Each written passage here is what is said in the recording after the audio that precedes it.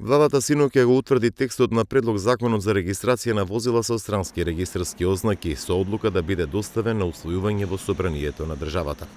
Целта на овој предлог закон е да се регистрираат возилата со странски таблички со намалени давачки до 50% од утврдената вредност на сите давачки кои се наплатуваат при увоз на возила од страна на надлежните државни органи. Одредбите од овој предлог закон се однесуваат на возила увезени до 1 октомври оваа година и со најмалку Евро 4 стандард и ќе се применуваат за време траење од 1 година.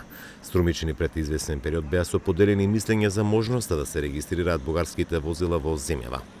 Да си останало тука парите, тие давачки да си ги зема нашата држава, да не ги земат бугарци. Наша држава да си ги земат тие пари. Не е лошо да ти кажем, ама добро и така. Нека има и странски возила. Нели ќе имаме Европа, нека секој што треба.